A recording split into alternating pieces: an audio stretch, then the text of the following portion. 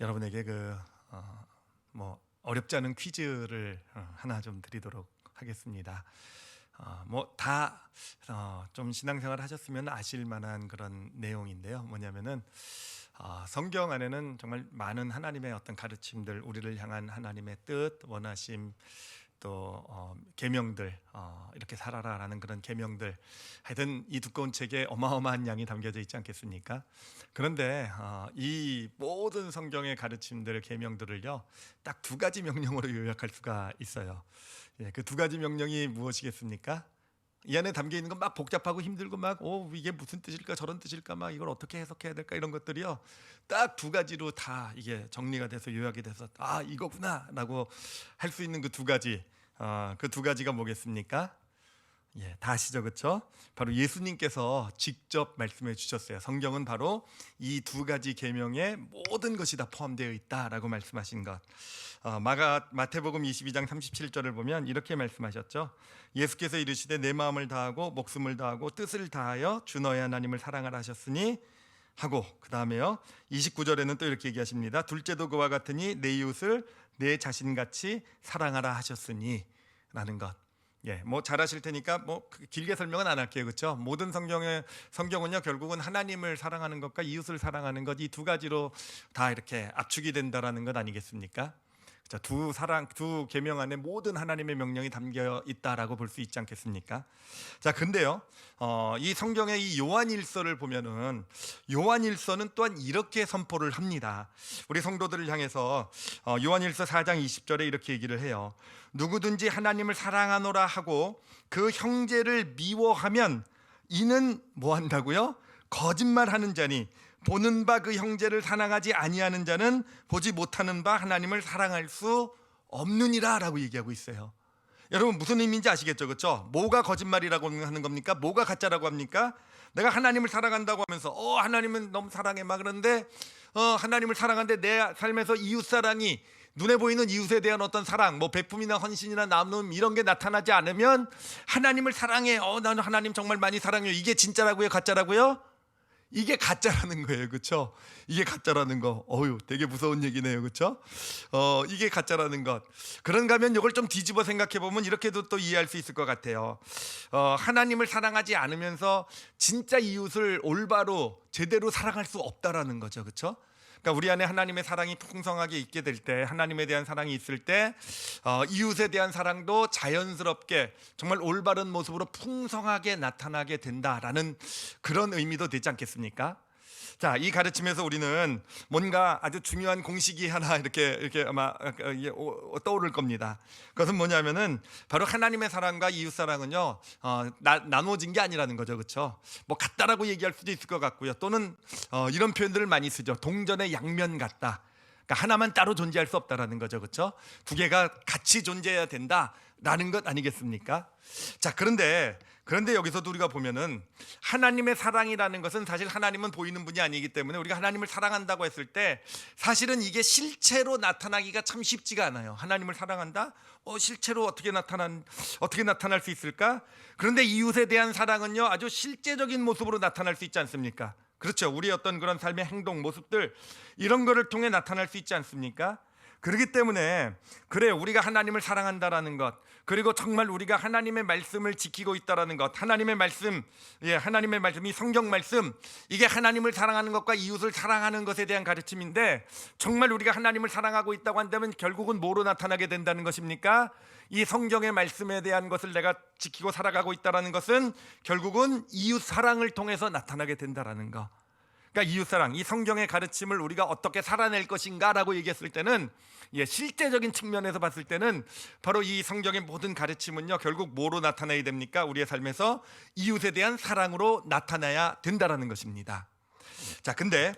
그렇다면 이것을요, 우리가 지금 함께 나누고 있는 말씀의 대주제가 영적 성장이거든요. 이 영적 성장과 한번 연결을 시켜보도록 할게요. 저희가 이 영적 성장에 대해서 배우면서 제가 여러분에게 어떤 도표 같은 거를 몇 개를 소개시켜 드린 게 있는데, 그 중에 하나, 아주 가장 먼저 배웠던 가장 기본이 되는 도표를 하나 좀 다시 한번 좀 보여드릴게요. 무질서의 법칙에 대한 도표인데 기억나실 줄 믿습니다. 예, 기억나실 줄 믿습니다. 이게 우리의 현실이구나라는 것을 좀 보시면 돼요. 뭐냐면은 바로 이 세상은 무질서의 힘이 작용하고 있어서 모든 것이 그냥 놓아두면은 점점 더 망가지는 쪽으로 흘러가게 된다라는 거죠. 그러니까 우리의 삶도 어떻습니까? 우리 삶 가운데 결국은 그 무질서의 힘이 작용하고 있어요. 이것이 구체적인 것, 우리 안에 있는 그 무질서의 힘의 대표적인 것이 바로 우리 안에 있는 죄성입니다. 죄성. 그렇기 때문에 우리 삶은 그냥 놓아두면은 점점 더 무질서를 향해 타락하고 망가지는 쪽을 향해 갈 수밖에 없는 게 우리의 삶의 모습이라는 것이죠. 그렇죠? 그런데 우리가 배웠던 것, 깨달았던 것이 무엇입니까? 그 무질서의 힘을 이기고 우리의 삶을 질서를 향해 어떤 영적 성장, 더 나은 나를 만들어갈 수 있는 그 힘은 어디에 있다? 하나님의 말씀에 있다라는 것. 예, 하나님의 말씀에 있다. 예, 기억나지 않으시더라도 이 시간 다시 새롭게 기억하시길 바랍니다. 예, 자세한 복습은 없습니다. 하나님의 말씀이었구나. 그래, 맞아. 정말 우리의 삶을 더 나은 나를 만들어가고 정말 더 내 삶을 더 질서 있게 만드는 어떤 그런 능력은 하나님의 말씀에 있구나라는 것. 예, 그래, 말씀에 있어요. 진짜 말씀 가운데서 그런 어떤 나는 더 나은 나가 되어져 가고요. 저의 어떤 부족함과 연약함은 극복하게 되는 것이고요. 내 삶의 무질서한 어떤 그런 부분들, 혼돈과 그 공허함, 흑암 가운데 있던 내 삶이요, 어떤 질서를 향해 밝음을 향해 축복을 향해 나가게 되는 것이고요. 자, 그 힘이 하나님의 말씀 가운데 있는데, 여러분 조금 전에 우리가 나눈 게 무엇입니까? 하나님의 말씀을 우리가 두 계명으로 줄였다가 결국 실천적으로 한 계명으로, 한 명령으로, 하나님의 말씀으로, 가르침으로 우리가 정리를 했죠. 그렇죠? 바로 이웃 사랑 아니었겠습니까? 이웃 사랑. 자, 그러니 여러분, 그래요. 우리가 더 나은, 이 땅을 살아가면서 더 나은 내가 될 수 있는 바로 성경이, 하나님께서 우리에게 주신 어떤 그런 믿음의 방법이 무엇이겠습니까? 믿음의 길이 뭐겠습니까?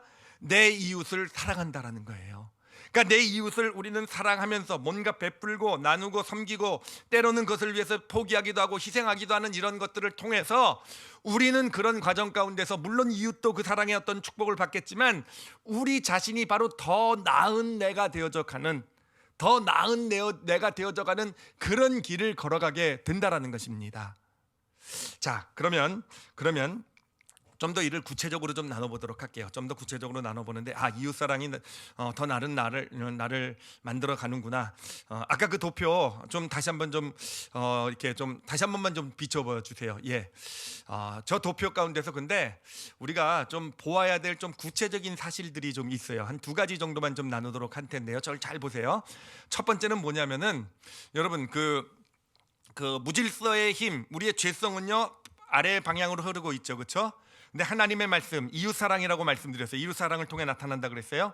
그것은 어느 방향입니까? 그것을 거슬러서 올라가는 방향으로 우리 삶을 이끌어가게 되는 것이죠. 자, 여기서 우리가 발견할 수 있는, 알아야 되는 첫 번째 사실은 무엇이냐면은, 이웃사랑이라는 것은 우리의 본성을 거스른다라는 거예요. 이웃사랑이라는 것은 우리의 본성을 거스른다라는 거예요. 다시 말하면 이웃사랑을 하는 게 쉬운 일이 아니라는 거예요. 이웃사랑을 하고 내가 뭔가 섬기고 베풀고 나누려고 하고 뭔가 희생 이런 걸 들을 때요, 그러고 싶어, 와 너무 좋겠다, 그렇게 살아야지, 이렇게 되는 것이 아니라는 것이죠. 이렇게 되는 것이 아니라 내 마음 가운데는요, 제가 저를 돌아다 보면 꼭 드는 생각이 있어요. 왜 꼭 내가라는 생각이 들어요. 왜 꼭 내가 해야 돼, 이런 생각. 여러분은 그런 생각 드시지 않습니까? 그렇죠? 왜 꼭 내가 해야 되지? 또는요, 뭐 그런 생각도 들어요. 내가 이렇게까지 할 필요가 있을까? 왜? 누구 좋으라고 이런 일을 내가 하지? 이 정도면 됐지. 뭐 이런 생각이, 이런 어떤 생각이 드는 거 아니겠습니까? 예, 근데 그런 거 가지고 너무 죄책감 가지지 마시기 바랍니다. 이런 게 어떤 거라고요? 아주 자연스러운 거라는 거예요. 아주 자연스러운 것. 우리 안에 있는 이 죄성은요, 그래, 우리 생각 안에 있는 것이 아니라 저 우리 어떤 무의식 세계에 자리 잡고 있는 이 죄성이라는 것은 우리는 잘 모를지 모르겠지만, 우리는 잘 의식하지 못하고 사는 경우가 많지만, 그래요, 이 죄성 우리를 사실은 보면은 은근히 마치 보이지 않는 세력이 뭐 지배한다, 뭐 이런 느낌으로 우리 삶을 사실은 지배하고 있는 것인데, 이것이 결국은 우리가 정말 이웃 사랑이라는 어떤 이런 것을 할 때 우리를 불편하고 힘들게 만든다는 거, 이건 너무도 자연스러운 세상의 법칙이라는 것입니다. 자, 그러므로 우리가 뭐 이웃 사랑에 대해서 어떤 그런 것이 들어왔을 때 힘들고 싫고 막 핑계와 변명이 생기는 것은요, 당연할 수 있어요. 그게 정상이에요, 정상. 근데 중요한 건 뭐겠습니까? 정상이라고 해서 쫓아가면은요, 망가지는 길이 되는 것이죠, 그렇죠? 그래요. 정상임에도 불구하고 그게 정상이지만 바로 중요한 것은요, 그 죄성을 이기고 그럼에도 내가 이웃 사랑을 실천하는 그 길을 걸어가는 것. 그럴 수 있게 될 때, 그래요. 이 죄성의 가장 중심이 되는 것은 뭐냐면은 이기심이에요. 이기심. 우리는 늘 내 중심이에요.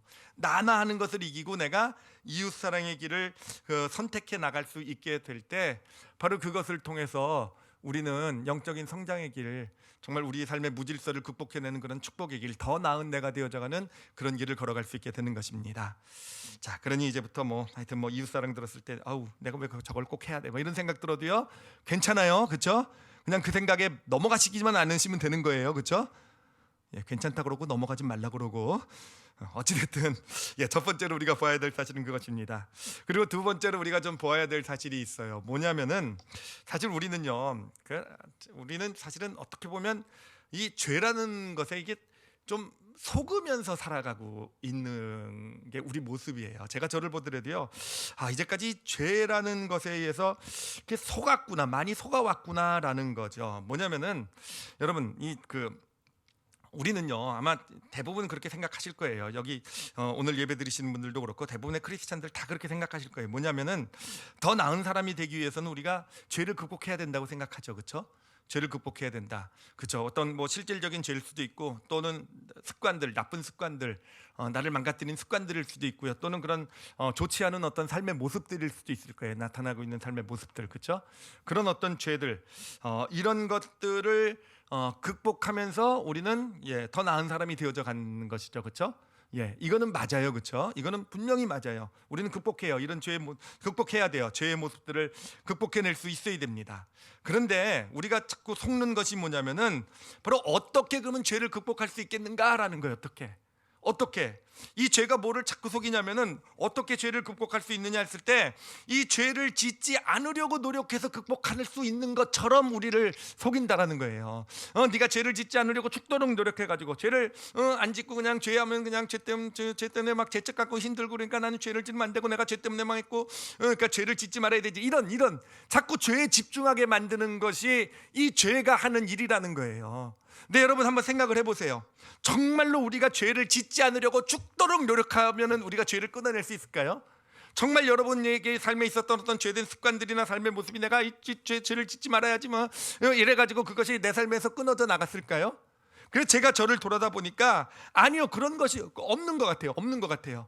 제가 정말 내가 목사인데 이런 죄를 지면 안 되지, 그냥 죄 짓지 말아야지 하다 보면 그냥 또 그냥 잠시는 참을 수 있을지 모르지만 또 나타나더라고요. 또 나타나요. 그리고 물론 어떤 거는 내가 죽도록 노력해가지고 정말 제 삶에서 좀 없애갔던 어떤 나쁜 모습이 있을지도 모르겠어요. 근데 저는 그게 너무 싫어요. 왜 싫으냐면은 그 과정이 너무 힘들거든요. 정말 자꾸 지었던 죄 때문에 죄 짓고 또 고통하고 짓지 말아야지 하면서 그러면서 근데 또 짓게 되면 또 짓지 말아야, 하여튼 조금씩 없애갔을지 모르겠지만 그 과정 가운데 정말 그냥 이거는 정말 생각해보면 제가 처음 예수 믿기를 거부했던 이유도 거기 있었던 것 같아요. 예수 믿으면 정말 죄를 짓지 말아야 되니까 정말 죄 중에선 재밌는 거가 많지 이렇게 얘기하면 좀 그렇죠. 어찌됐든 참 그래요. 여러분 어때요? 정말 우리가 죄를 짓지 않으려고 해서 정말 그래요. 어떤 죄는 그걸로 우리가 극복해낼 수 있을지도 모르겠어요. 근데 정말 죄를 짓지 않으려고 죽도록 노력해서 더 나은 사람이 될 수 있는 걸까요? 또는요, 우리가 예를 들면 우리 자녀를요, 어떤 모습을 보고 혼내가지고 죄 짓지 죽도록 너 그렇게 하면 벌 받을 거야 막 이래가지고 혼내가지고, 물론 자녀로부터 그래서 그렇게 막 혼내고 막 이래가지고 어떤 나쁜 행동들, 이런 것들을 하지 못하게 만들 수는 있을지 모르겠어요.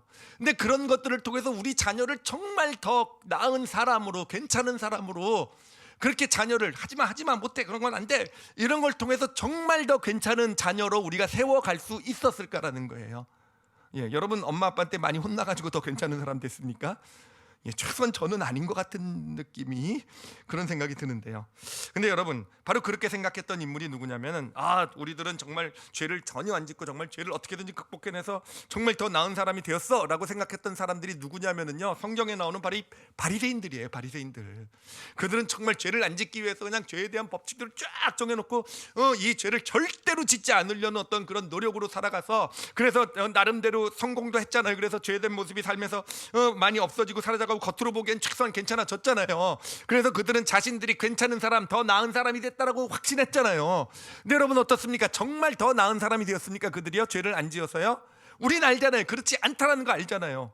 그들의 문제가 뭐겠습니까? 아니, 그들의 문제가 아니라 정말 죄를 짓지 않으려고 노력해가지고는 우리가 죄를 그냥 어떻게든지 조금씩 극복해낸 그 문제는 뭐냐면은, 그래요, 겉모습에나 이것도 한번 제가 하나를 좀 도표를 하나 보여드리도록 할게요. 우리는 나라는 존재에 대해서 두 가지가 있다 그랬죠, 그렇죠? 두 가지 차원이 있다 그랬죠. 바로 의식 세계의 나, 내가 생각하는 나의 모습이 있다고 했고요. 무의식 세계의 나, 사실은 이게 진짜 나의 모습이라 그랬죠. 그게 나가 있다 그랬죠, 그렇죠? 바로 죄를 짓지 않으려고 노력해가지고 죄를 끊어내고 죄를 짓지 않게 되었던 것은 뭐냐면, 저 의식 세계의 겉으로 보여지는 나, 내가 생각하는 나의 모습을 조금 그냥 더 그럴듯하게 만든 게 바로 죄를 짓지 않으려고 노력해서 만든 나라는 거예요. 그렇지만 그렇게 해서는 뭐가 바뀌지 않습니까?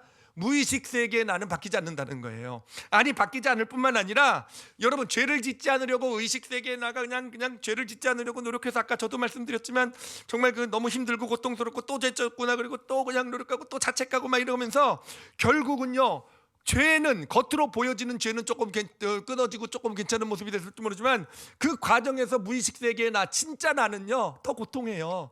더 힘들어요. 더 망가져요. 어떨 땐 더 가식적이 되어져 가요.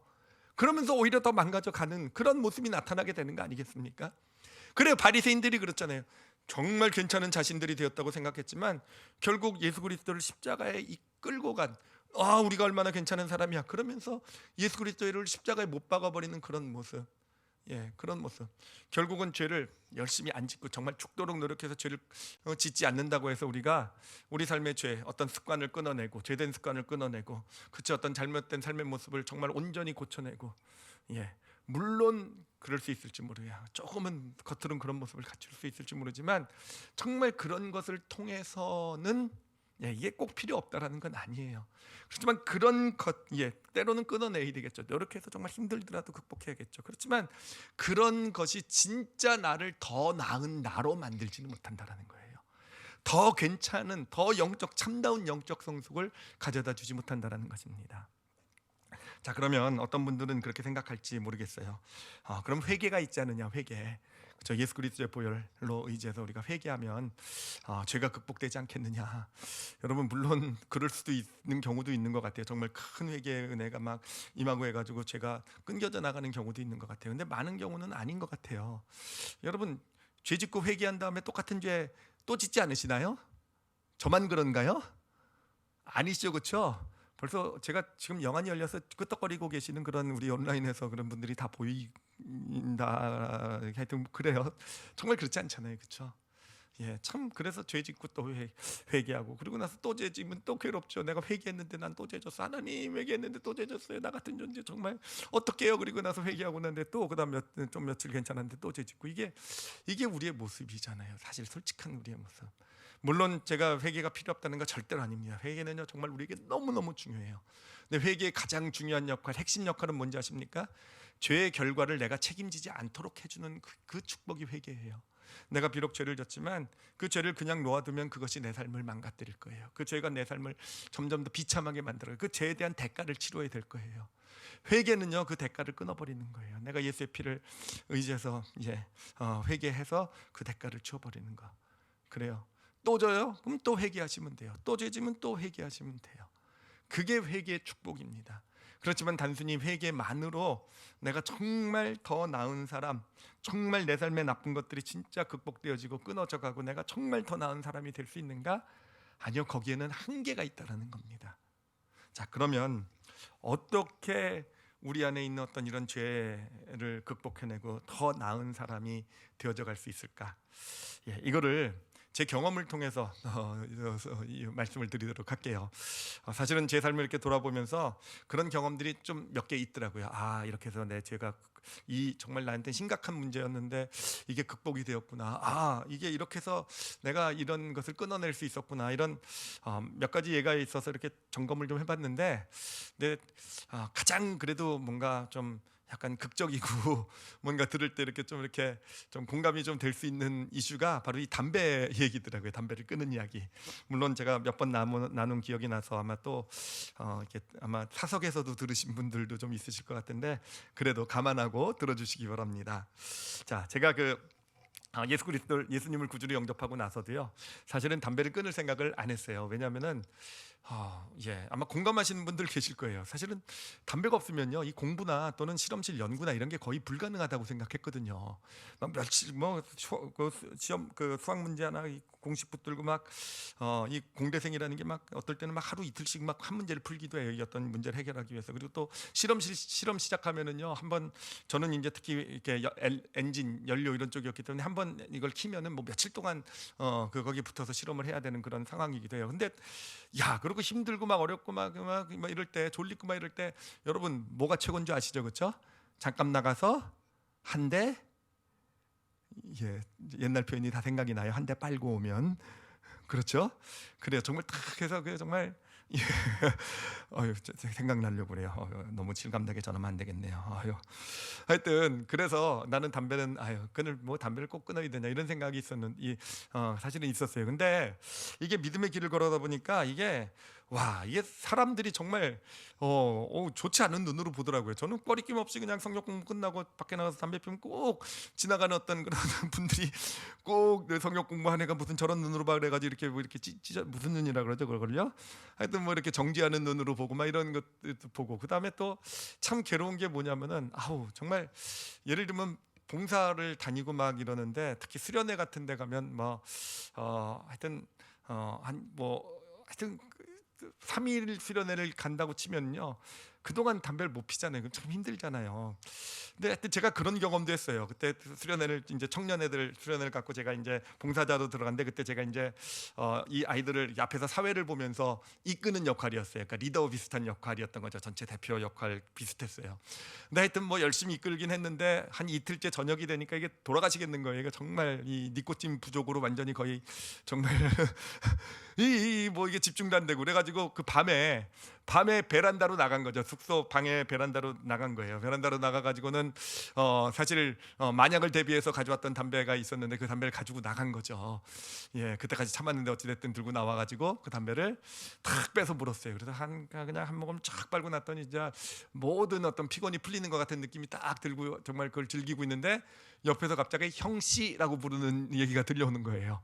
그래서 딱 돌아봤더니 제가 그 생각을 못했던 거예요. 거기가 숙소들이 다 이렇게 조그만 베란다들이 있는데, 거기 참석했던 우리 수련회 참석했던 청년들이 다 그 베란다에 쪼르륵 나와가지고 다 담배를 피고 있었던 거예요. 그러더니 담배를 피는 저의 모습을 보더니요, 갑자기 호칭이 바뀐 겁니다. 그 전까지 뭐 형님이라고도 부르기도 하고, 그다음에 뭐 형제님이라고 부르기도 하고, 뭐 이러던 아이들이 갑자기 저를 형씨라고 부르더라고요. 형씨. 그때 정말 물론 그 계기로 아이들이랑 무척 친해지긴 했어요. 그 다음에 뭐 화장실에서 만나면 형씨 한대 뭐 이러면서 같이 화장실 친교가 아주 아름답게 이루어지는 그런 좋은 점도 있었지만, 사실 정말 창피했어요. 정말 부끄럽고, 정말 이 담배를 끊지 못하는 제 모습에 너무너무 한심하고, 하여튼 그랬어요. 근데 그러고 나서도 끊으려고 노력했지만 이게 뭐 끊어집니까? 정말 이게 안 끊어지죠. 최소한 한 20번은 끊은 것 같아요. 10번? 20번은 끊은 것 같아요. 20번 끊었다는 건 뭐겠습니까? 20번 다시 폈다는 얘기죠. 그렇죠? 안 된다는 거죠. 제가 아는 분은 100번 이상 끊으신 분도 계세요. 근데 여전히 피고 계시는 거죠. 그렇죠? 하여튼 하여튼 뭐 그런 상황이었어요. 그런 상황이었는데, 이제 그 당시 이제 열심히 공부도 하고 정말 실험실 생활이 대학원 생활에서 엄청 바빴을 때지만, 정말 막 봉사나 이런 것도 열심히 다녔던 때예요. 교회에서 뭐 믿음의 공동체에서 무슨 일이 있다 그런다면 잠깐 짬이 내어서 새벽에도 가기도 하고, 또 밤에 정말 9시 10시 넘어서 정말 차를 몰고 뭐 몇 시간씩 가가지고, 또 별일도 아니지만 그래도 가서 거기는 그 뭐 어떤 프로그램 같은 걸 하든지, 뭐 어떤 봉사나 뭐 이렇게 섬김 같은 거 막 좀 막노동도 하고 막 또 정말 휴가는 뭐 놀러 갈 건 생각도 안 하고 이제 그 수련회랑 맞춰가지고는 휴가도 다니면서 그곳에서 이제 그런 하여튼 근데 정말 그때 생각해 보면요, 그게 정말 힘이었던 것 같아요. 정말 힘든 어떤 대학원 생활이고 어떤 그런 실험실에서 정말 짱박해서 지내야 되는 그런 생활에서 정말 저에게 어떤 뭐라 그러나 좀 숨통을 열어줬다 그러나요? 정말 그래도 거길 다녀오고 나면 뭔가 막 의욕도 생기고 힘도 생기고 생명도 막 생기고 막 이런 것들이요. 예, 제가 볼 때 정말 이게 이웃 사랑의 어떤 축복이었구나 지금 생각해 보면 그래요. 정말 하나님의 일을 하면은요, 이게 피곤한 것이 아니고 힘들고, 사실은 우리 교회에서 그런 얘기들 많이 하잖아요. 우린 일주일 열심히 살고 주일에도 또 열심히 노동한다고 하는데, 아니요, 진짜 이게 올바른 하나님의 일이 되면, 이건 제가 이제 아마 1월 첫 주 예배 주제가 될 거예요.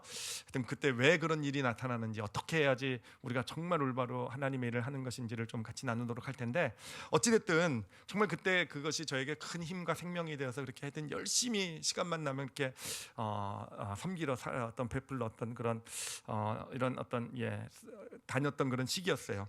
하여튼 그런 시기를 살고 있었는데, 이제 그러던 어느 날입니다. 어느 날 이제 수련회 봉사 3일 이제 프로그램 이제 그 수련회가 있었고, 한 며칠 전, 한 2, 3일 전이었던 것 같아요. 그날 아침에 이제 잠을 자고 이제 아침에 딱 일어나는데, 보통 일어날 때요, 담배 피시는 분 다 아시겠지만 첫 번째 하는 일이 뭐냐면 더듬더듬해 가지고 담배값 찾아가지고는 담배를 물고 불을 붙이고 한 모금을 이게 한 모금이 쫙 들어가서 이게 뱃속을 이렇게 한번 이렇게 돌고, 이렇게 자꾸 설명하면 안 되는데, 이게 니코틴이 이렇게 머리를 한 바퀴 이렇게 딱 돌면은 이제 정신이 나기 시작하고 눈이 띄어져서 올바로 앞이 보이기 시작하게 되고, 그러면서 이제 하루가 시작이 되게 되는 것인데, 그런데요, 그날 아침만은 아침에 이상한 생각이 하나 든 거예요. 딱 아침에 이렇게 이제 잠이 깼는데 제 마음에 든 생각이 뭐였냐면은, 오늘 하루만 내가 그냥 담배를 물지 않고 시작해 보자라는 생각. 오늘 하루만 그냥 담배 피지, 지금 오늘 하루 지금 이 시간에만 내가 한번 담배 피지 않고 이 시간만 한번 시작해 보자라는 그런 마음이 저에게 든 거예요. 그래가지고 담배를 향해 뻗었던 손을 놓고요, 그리고 그날 하루만 그냥 눈을 뜨고 시작을 했어요. 그냥 살기 시작했어요. 자, 그리고 나서 지금까지 담배를 제가 안 피고 있어요. 지금까지. 이럴 때 보통 제가 성도들에게 개인적인 자리에서 이런 간증을 할 땐 보통 와 하고 감탄이 나오는데, 여러분의 감탄 소리를 못 들으니까 이게 좀 심심하긴 하네요. 좀 안타깝긴 하지만 어찌됐든 정말 그래서요, 저는요 정말 하여튼 그때 생각이, 저는 그래서 뭐 담배나 이런 거 할 때 제가 정말 당당하게 얘기하는 게, 하나님이 끊어주신 게 확실하다는 저는 확신을 가지고 있어요. 정말이요. 그래서 제가 사실은 이 담배 간증할 때마다 약간 교만해지기도 해요. 담배 끊으신 분 억지로 끊으셨죠? 힘들게 끊으셨죠? 저는 하나님이 끊어주셨어요. 저절로 끊어졌어요. 하여튼 이런 자랑의 제목이 되기도 하는 게 이 바로 담배 끊는 경험이 되는데, 하여튼 제가 이제까지는 하나님이 끊어주셨다, 그건 맞는 얘기죠, 그렇죠? 그 은혜다라는 그 기억을 가지고 있었어요. 근데 지난주에 이 말씀을 준비하면서 제가 확실하게 깨달은 게 있어요. 하나님의 은혜로 끊어진 건 맞는데, 왜 하나님의 그 은혜가 그때 나한테 임해서 왜 그때 이렇게 담배가 끊어지게 되었을까? 왜 이 나쁜 습관이 그렇게 정말 부담 갖고 정말 내가 극복해야지, 없애야지, 끊어버려야지 하고 그렇게 노력했을 때도 안 끊어지는 게 왜 그때 그날 아침에 그 당시 그렇게 해서 자연스럽게 나로부터 사라지게 되었을까? 바로 그 이유를 알았어요. 그게 뭐겠습니까? 바로 정말 그 당시에 제가 무슨 기쁨이 있었다고요? 이웃을 사랑하고 섬기는 기쁨이 있었다라는 거예요. 정말 제가 어떤 바쁜 가운데서도 늘 저에게 주어진 시간이 있다고 한다면 섬기고 나누고 베풀고 하는 어떤 그런 시간뿐만 아니라 물질, 이런 걸 살아가고 있었던 거예요. 여러분, 아까 말씀드렸죠. 이 하나님 말씀, 이웃을 사랑하는 건 우리의 본성, 우리 어떤 그 죄된 본능과 반대라고 그랬잖아요, 그렇죠? 반대라고 그랬잖아요, 그렇죠? 바로 그래요. 그 반대, 죄된 본성이 우리를 자꾸 무질서로 이끌어가는데, 나도 모르는 새 억지로 이 죄된 본성을 이기려고 한 것이 아니라, 나는 그냥 정말 이웃 사랑하고 정말 섬기고 베푸는 게 좋아서, 정말 하나님이 나에게 이런 걸 허락해 주신 게 감사해서 그 삶을 살아가게 됐는데, 그게 자연스럽게 뭐가 됩니까? 이 죄된 본성과 반대 방향으로 저의 어떤 영혼의 어떤 그 하나님의 것으로 채워주시는 그런 은혜가 임하게 된 거더라고요. 그래가지고 결국은 그런 죄된 습관이 끊어져 살아나가게 된 것이더라고요. 여러분, 제가 여러분에게 말씀드리고 싶은 것 바로 그거예요. 우리의 삶에 죄된 어떤 습관들, 어떤 그런 잘못된 것들, 행동들, 어떤 내 삶에 그렇게 끊어지려고 해도 끊지 못했던 그런 일들, 여러분, 그런 것들이 어떻게 극복되는지 아십니까? 그냥 내가 안 하려고 노력해서 죽도록 하지 마라, 이건 죄인데, 하나님 죄라고 하셨는데 막 어떤 그런 자신을 몰아붙여서만 이루어지는 건 아니라는 거예요. 물론 그런 마음을 품는 거는 당연하겠지만, 진짜 죄를 극복할 수 있고 단순히 극복하는 것뿐만 아니라 더 나은 내가 되어져 갈 수 있는 믿음의 길은요, 여러분, 우리의 이웃을 사랑하는 것인 줄 믿습니다. 그래요. 나에게 주신 이웃을 우리가 정말 그 안에 작은 것이지만 섬기고 베풀고, 정말 내가 할 수 있는 어떤 그런 사랑의 어떤 그런 모습들, 삶들을 살아가게 될 때, 정말 그것이 어떤 내 삶에 힘이 되고 생명이 되는 그런 가운데서, 그래요, 내 삶의 나쁜 것들이 어느샌가 극복이 되어져 가는 거예요. 하나님이 끊어주셨다, 하나님이 하셨다 되는 거예요. 그리고는 정말 더 나은 나, 그러면서 점점 더 괜찮은, 더 나은 나의 모습으로 어느샌가 지어져 가는 것, 이게 바로 더 나은 내가 되는 그런 믿음의 길이 되는 것이에요. 몇 년 전쯤에 우리 중고등부 아이들이 몽골 시골에 선교를 다녀온 적이 있어요. 근데 정말 제가 그때를 잘 기억하는 게, 지금도 기억하는 게 뭐냐면은, 그 아이들이 몽골 선교를 다녀오고 나서 아예 중고등부 자체가 바뀌었어요. 정말로 완전히 바뀌었어요. 아이들도 바뀌고요. 정말 그때 그 아이들이요, 지금까지도 믿음 생활, 신앙 생활 정말 잘 해나가고 있어요. 각자 삶은 모습은 좀 다르지만 정말 그 안에서 어떤 세상의 기준으로 볼 때는 힘들고 잘 나가고 다를지 모르겠지만, 아이들이 다 믿음 안에서 다 정말 정말 멋진 아이들, 괜찮은 아이들이 되어 가고 있고, 되어 가고 있는 그래요. 근데 여러분, 어떻게 그들이 그렇게 정말 더 나은 아이들로 갑자기요, 그것도 정말 그렇게 어떤 삶의 어떤 변화, 더 좋은 사람이 되는 그런 변화가 나타났을까? 왜 그랬겠습니까? 여러분, 뭔가 선교지에는 특별한 영성이 있어서 그런 거겠습니까? 선교지, 몽골 시골에는 뭔가 그 어떤 영혼을 변화시키는 어떤 그런 영적 기운이 몽골 시골 가운데, 아프리카 땅에 가면 우리의 뭐 죄를 변화시키는 그런 영적인 흐름이 있고, 중국 땅에 뭔가 우리를 더 의롭게 만드는 뭔가 어떤 그런 특별한, 여기어없는 뭔가 특별한 뭔가가 있어서, 선교지에는 그런 게 있어서 그 아이들이 변하고, 아이들뿐만 아니라 선교지를 다녀온 사람들이 그렇게 삶이 변하고 그렇게 되는 거겠습니까? 아니죠, 그렇죠? 당연히 아니죠. 왜 그렇겠습니까? 왜 우리 중고등부 아이들이 그렇게 변했겠습니까? 변한 이유는 다른 게 아니에요. 그들이 이웃 사랑이라는 것을 실천하고 왔기 때문에. 우리나라의 어떤 자녀들의 삶의 모습이 어떻습니까? 우리 자녀 자라날 때 저도 그렇게 자라났지만요, 어떻습니까? 그냥 받기만 하고 자라나잖아요. 부모들이 어떻게 생각합니까? 넌 쓸데없는 것 하지 말고 그냥 공부나 열심히 하고, 너 할 일 잘하고, 너 어떤 그렇잖아요. 정말 부모가 주는 거 받기만 하는. 그래서 정말 자라나면서 어떤 베풀고 나누고 섬기고 희생하고 포기하고 이런 걸 해본 적이 없잖아요, 그렇죠? 그런데 선교지에 가서 얘네들이 무엇을 한 겁니까? 선교지에 가서 처음 해보는 거죠. 정말 그곳에 가서 누군가를 위해서 정말 거기까지 가서, 힘든 곳에 가서 거기서 정말 막일도 하고, 벽돌도 쌓고, 담도 하고, 청소도 하고, 정말 그들 앞에서 율동도 하고 찬양도 하고, 정말 그들 한 영혼을 이름 불러가면서 평생 자신만 위해서 기도를 해왔지 않았겠습니까? 근데 누군가를 위해서 내가 정말 기도하게 되고, 그거예요. 그거 이웃사랑. 이웃사랑이 정말 그 아이들의 삶을 바꿔놓은 겁니다. 변화시켜 놓은 거예요. 그리고 그 변화는요, 억지로 내가 변화했을 때는, 정말 하지 말아야지 해가지고 했을 때는요, 또 돌아가잖아요, 그렇죠? 그런데 그 변화는요, 아니요, 돌아가지 않고 그 아이들로 하여금 정말 그 변화의 길, 그 축복의 길을 바라갈 수 있는 그런 능력을 가져다 준 것입니다. 여러분, 그래요. 제가 이 말씀을 준비하면서 참 마음 아프게 좀 한 가지 또 이렇게 하나님 주신 깨달음이에요. 그 깨달음 받아 가진 것이 뭐냐면은, 우리 아이들이 이제 대학교를 갈 때, 전공을 선택할 때, 여러분 어떻게 전공을 선택하죠? 성적 보고 커트라인 맞춰가지고 하잖아요, 그렇죠? 뭐 자기가 좋아하는 거 뭐 적성 그런 거 어디 있습니까? 그렇죠? 기껏 해봤자 이과 문과 정도만 나누는 것 뿐이잖아요. 그게 잘못됐다는 건 다 아니까 뭐 나라 교육에서도 아이들의 적성을 찾아줘야 된다 뭐 저까 그래가지고 무슨 뭐 테스트도 하고 뭐 체험도 시키고 막 이러지만 사실은 그래봤자 사실은 정말 결국은 커트라인에 따라 자기가 좋아하는 게 뭔지 또 모르는 채 어떤 그냥 대학을 선택하고 그래서 후회하고 힘들어하고 평생을 또 어떨 때는 그 자기가 공부했던 거를 포기하는 정말 그런 시간 낭비를 하기도 하고 평소는 평생에 정말 내가 나에게 적성에도 맞지 않는 일을 하며 살아가야 되는 그런 인생이 되기도 하고요. 이게 현실이잖아요. 근데 여러분 어떻게 우리가 정말 잘하는 것, 정말 적성 이걸 찾아낼 수 있을까? 저는 이게 바로 여기 있구나라는 걸 알았어요. 우리는 이웃을 사랑하면서요, 이웃에게 섬기고 베풀고 나누면서요, 그래요.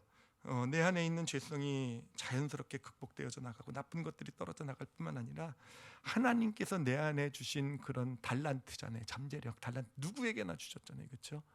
그 달란트를 발견하는, 그 달란트를 찾아내는, 그래요. 그래서 누군가를 섬기고 나누고 베푸는 그런 삶을 살아간 그런 경험이 있는 아이들은요, 그래요. 내가 무엇을 하고 싶고 내가 무엇을 위해 살아야 되고 하나님이 나에게 주신 어떤 달란트는 무엇이고, 그래서 정말 그 미래를 또 올바르게 열어갈 수 있는 그런 축복도 주어지게 되는 줄 믿습니다. 그래요. 이게 바로 이웃사랑의 능력이에요. 이웃사랑은요, 정말 그래요.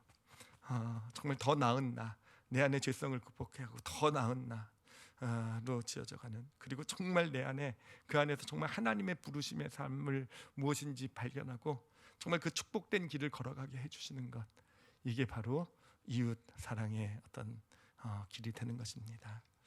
여러분, 죄에 절대로 속지 마시기 바랍니다. 죄는요, 끊임없이 자기를 주목하게 만들어요. 나를 좀 보라고. 그래요. 끊임없이 너 이런 문제 있어, 너 이런 잘못 있어, 너 이게 문제잖아, 너 나 좀 한번 극복해봐, 너 나 한번 이겨봐.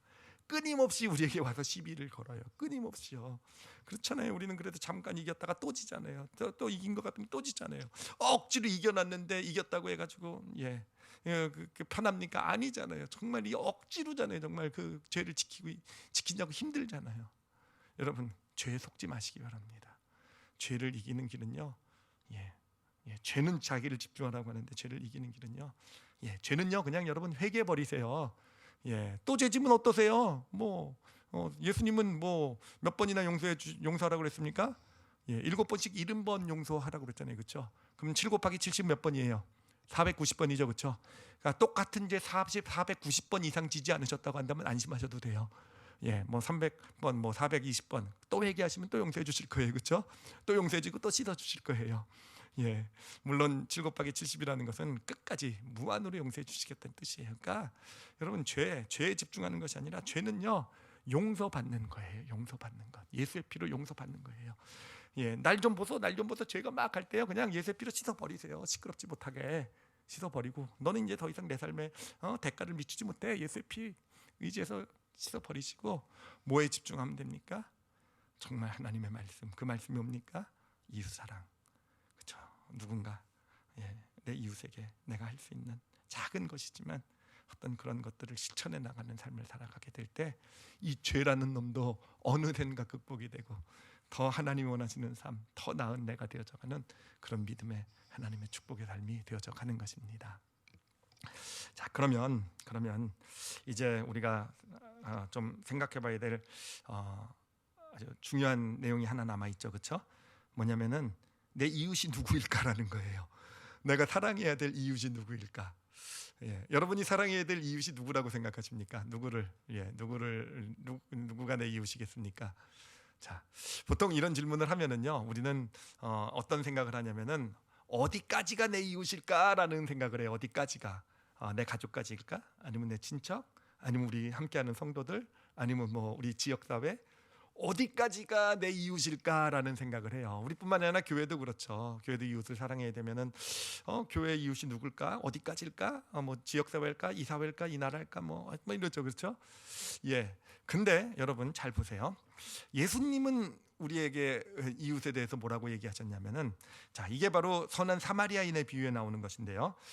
사실 보면 이 비유도요, 그 율법학자 하나가 이런 질문을 예수님께 던지면서 시작이 돼요. 누가복음 10장 29절을 보면, 그 사람이 자기를 옳게 보이려고 예수께 여짜오되 그러면 내 이웃이 누구이니까? 라고 물어봐요. 그렇죠? 자, 내 이웃이 누구니까? 이 사람의 생각도 마찬가지예요. 내가 누구까지 내가 사랑해야 되느냐? 예수님이 내 이웃을 내 몸과 같이 사랑하라 그랬더니, 그러면 내가 그렇게 사랑해야 될 내 이웃은 어디까지, 어디 범위까지입니까? 라고 물어본 거예요.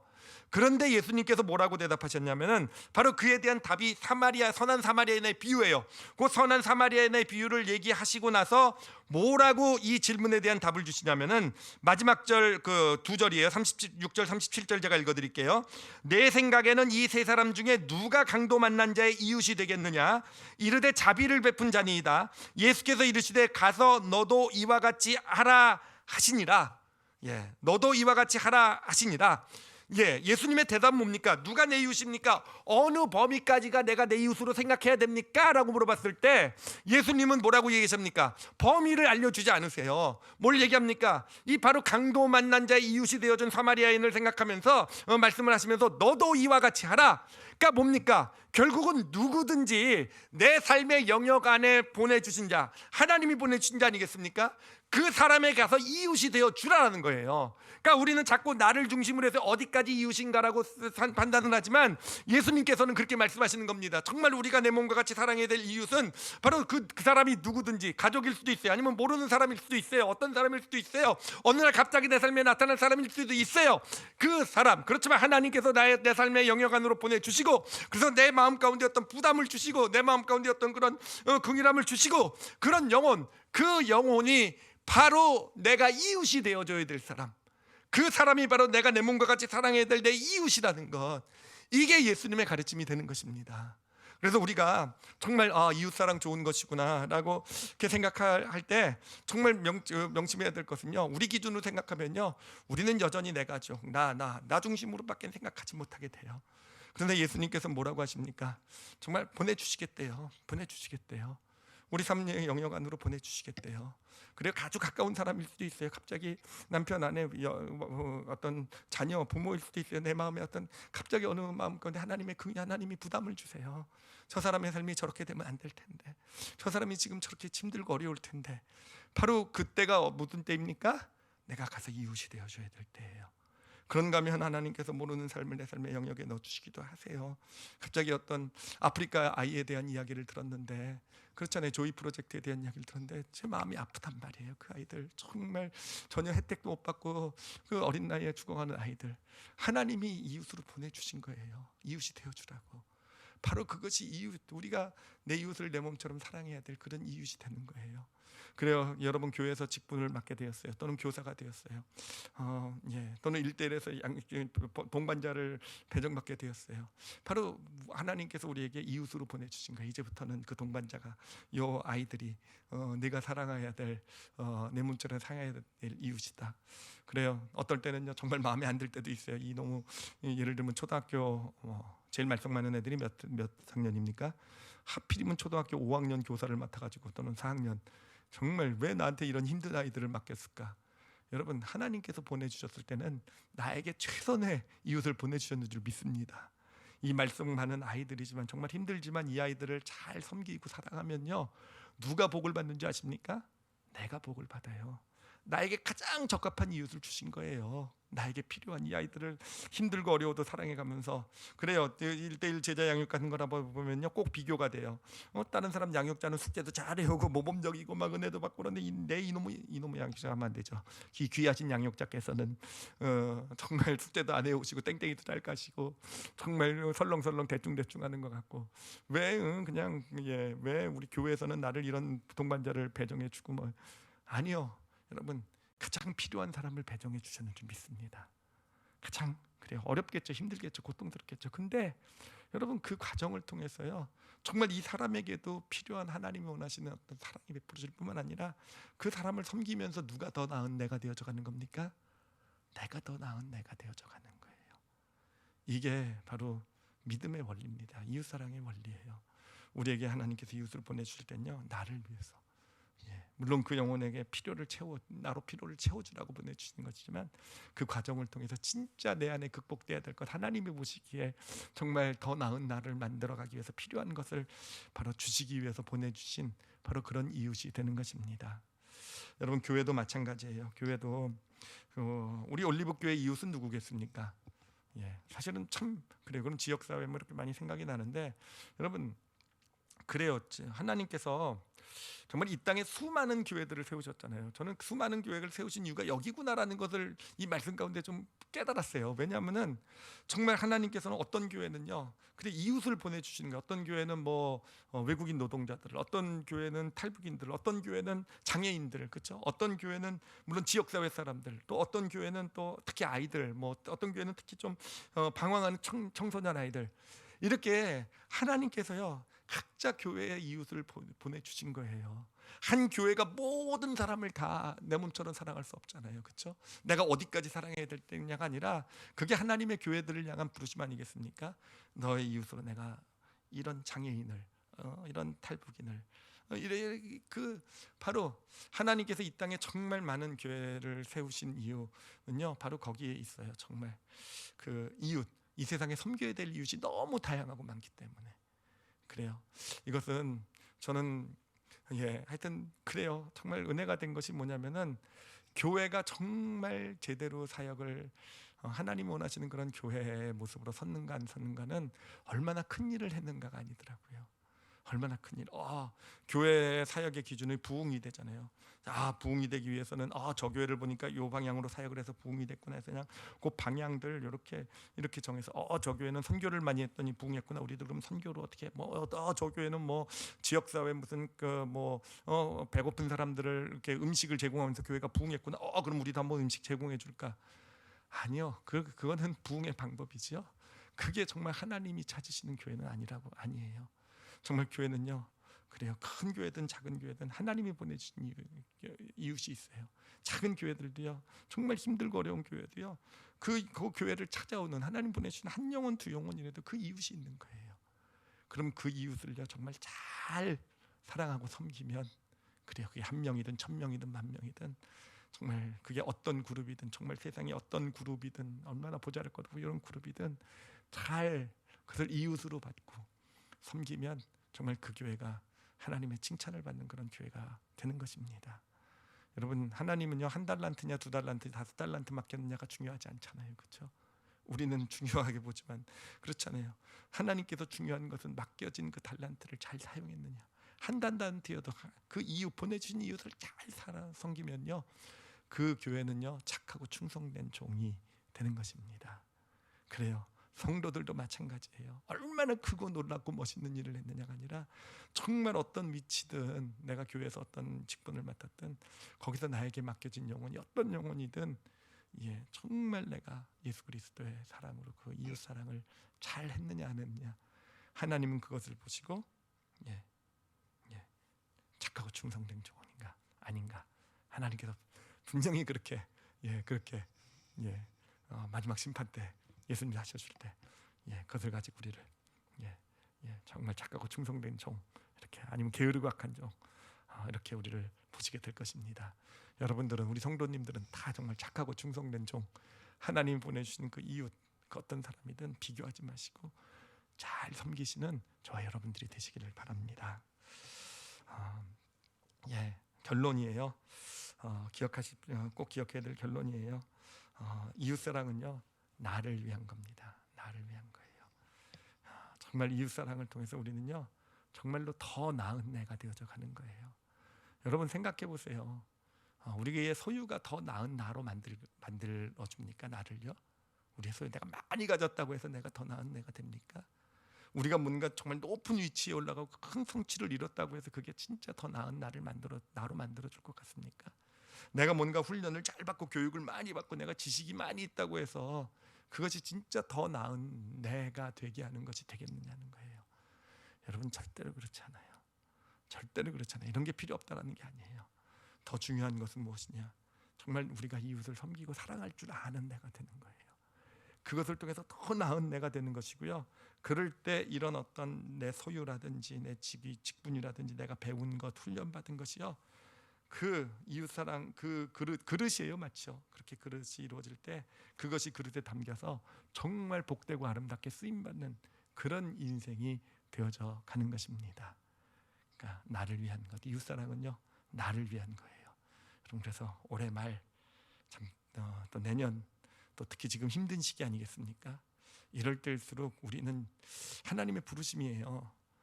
나도 힘들고 어렵지만 내 주변에는 나보다 더 힘들고 어려운 이웃도 있잖아요. 예. 하나님께서 그런 이웃에게 눈이 가게 하실 때 아이고 나도 힘들어라고 외면하는 것이 아니라 정말 그런 이웃에게 우리가 사랑을 베풀 수 있을 때 따뜻한 말 한마디라도 해줄 수 있고요, 아니면 손 한 번이라도 잡아줄 수 있고요, 아니면은 뭐 그렇잖아요. 우리가 해줄 수 있는 작은 일들 있잖아요. 바로 그렇게 불러준 시기가 바로 지금 힘든 이웃이 많이 있잖아요, 그렇죠? 바로 이웃을 보내주는 시기가 바로 지금 이런 시기라고 생각합니다. 예, 그렇게 지금 이 힘든 시기를 살아낸다고 한다면 이 시기가요 정말 축복된 시기로 기억이 될 거예요. 이 시기를 통해서 정말 더 나은 내가 되어져간, 예, 우리 올리브교회도 이 시기가 정말 저는 더 좋은 교회가 되어가고 있는 시기인 거 확신해요. 가장 어려울 때 늘 감사하는 것이 올해 가장 큰 감사 제목 중에 하나가 오히려 어느 때보다도 더 많은 선교 헌금을 선교지에 보낼 수 있었잖아요. 더 많은 기도를 선교지를 위해서 할 수 있었잖아요. 그래요. 그럴 때 이 시기가 정말 놀라운, 정말 축복의 때로 하나님께서 이렇게 나를, 우리 교회를 더 멋진 나로 교회로 세워준 축복의 시기가 되었다라고 기억되는 그런 시기가 되어져 가게 될 것입니다. 그렇게 정말 이웃을 사랑하실 줄 아는, 그리고 무엇보다도 자녀가 있으신 분들은요 꼭 기억하세요. 섬기고 사랑할 줄 아는 법, 베푸고 나눌 줄 아는 법, 때로는 누군가를 위해서 포기하고 희생할 줄 아는 법, 그리고 그 안에 그 기쁨, 그 안에 어떤 보람, 이런 것을 아이들로 누릴 수 있게 해줘야 돼요. 예. 그런 현장에 부모와 같이 갈 수 있다는 것은 정말 아이들 삶에 놀라운 축복이 될 거예요. 그렇게 자녀들을 세워나가실 줄 아시는 그런 저와 여러분이 되시기를, 또 우리 올리브교회와 이 땅의 교회들이 되시기를 예수님의 이름으로 축원합니다. 예, 우리 잠시 오늘 말씀 가지고요 기도하는 시간 좀 갖도록 하겠습니다. 예, 기도하실 때요 한번 이 시간 스스로에게 질문해 보세요. 하나님께서 나에게 보내주신 이웃이 누구일까에 대한 거요. 예, 지금은 이웃을 생각할 때가 아니었었죠. 사실은요, 내 사정이 바빠서 병균으로부터 나를 보호해야 되고, 정말 나도 지금 힘들고 어렵고, 아니라고 말씀드렸어요. 여러분의 하나님이 보내주신 이웃이 누굴까라고 한번, 아주 가까이 있을 수도 있어요. 가족 중에 하나일 수도 있어요. 지금요. 예, 아니면 나와 함께 일하는 누군가일 수도 있어요. 또는 내 주변에 내가 알고 있는, 우연히 알게 된 사람일 수도 있어요. 여러분 담으시고요, 하나님이 사랑하라고 보내주신 거예요. 예, 어떻게 내가 정말 작은 위로라도, 어떤 사랑이라도, 어떤 베품이라도 함께 할 수 있을지. 예, 그냥 듣고 넘기지 마시고요, 다음 주 크리스마스잖아요. 우리가 이웃을 발견하는 시기가 될 수 있었으면 좋겠어요. 이 시간이요. 그리고 정말 이웃에게 손을 내밀 수 있는 시기가 될 수 있었으면 좋겠어요. 예. 그리고 자녀가 있으신 분들은 그렇게 기도하세요. 정말로 이 아이들에게, 예, 정말 받기만 할 줄 알고 그냥 스스로 자기만 위해서 살아갈 줄 아는 아이들은요, 그렇게 아이들 키우는 건요 절대로 올바로 제대로 자녀를 양육하는 길이 아니에요. 그래요. 정말이요. 부모로서 이 아이들에게 섬기고 사랑하고 베풀고 나눌 줄 아는 것을 가리킬 줄 아는 그런 부모가 되게 해달라고. 또 교회도 그런 교회가 됐으면 좋겠어요. 우리 자녀들, 다음 세대 아이들에게 정말 이 교회가, 또 교회 와서도 받아 먹기만 하잖아요. 그냥 베풀고 받기만 하는 게 아니라 정말 그것을 함께 나눌 줄 알고 베풀고 섬기는 즐거움, 기쁨을 가리킬 줄 아는 그런 교회. 예, 우리 잠시 함께 이 제목 놓고요, 우리 같이 작은 소리라도 기도하는 시간 갖겠습니다. 하나님 아버지 감사합니다. 하나님 아버지, 정말로 많이 감사합니다. 하나님, 세상의 원리와는 너무도 다른 하나님의 진리인 줄 압니다. 하나님, 이웃사랑이라는 것, 그리고 정말 힘들고 어려울 때 오히려 우리가 이웃에게로, 나보다 더 힘들고 어려운 이웃에게로 우리의 눈을 돌려야 될 때라는 것, 하나님 정말로 이 축복의 깨달음 주신 것 감사드리며, 하나님 이것이 저희들의 삶을 통해 열매로 맺혀질 수 있도록, 아버지 또한 이 교회 섬김을 통해서 열매로 맺혀질 수 있도록 하나님께서 저희들의 삶을 이끌어 주시고 인도하여 주시옵소서. 아버지께 감사드리며 예수님 이름으로 기도드렸사옵나이다. 아멘.